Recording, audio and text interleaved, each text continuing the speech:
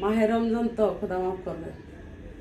আমি দেশ বিদেশ ঘুরে ঘুরে জয় বাংলার গান গাই, নেত্রী মোদের হাসিনা তার তুলনা নাই, নেত্রী মোদের হাসিনা তার তুলনা নাই।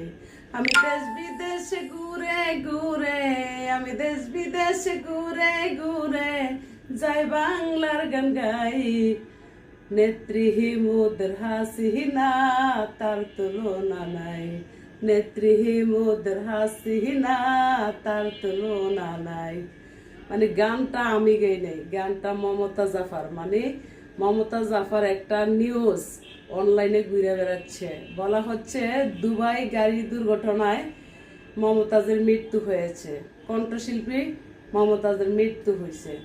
তো অনুসন্ধান তদন্ত টিম নেমে দেখেন টাইমলাইনে পুরাটাই মিথ্যা বানোয়ার। তাই আমি বলি ইউটিউবাররা বিয়ে ব্যবসা না কইরা বউ ব্যবসা কর।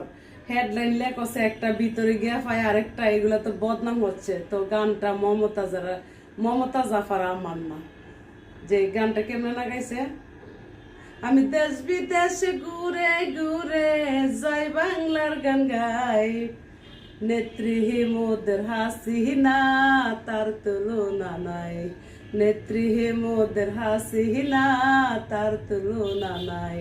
আমি দেশ বিদেশে ঘুরে ঘুরে জয় বাংলার গান গাই, নেত্রী মোদের হাসিনা তার তুলনা নাই।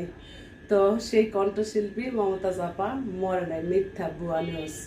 তো ভালো থাকবেন সকলে, সেই অভিনয়টা করলাম আর কি। খোদা হাফেজ। নামাজ রোজা করি, রোজাটি থাকি, আল্লাহর কাছে ক্ষমা চাই, এতে আমি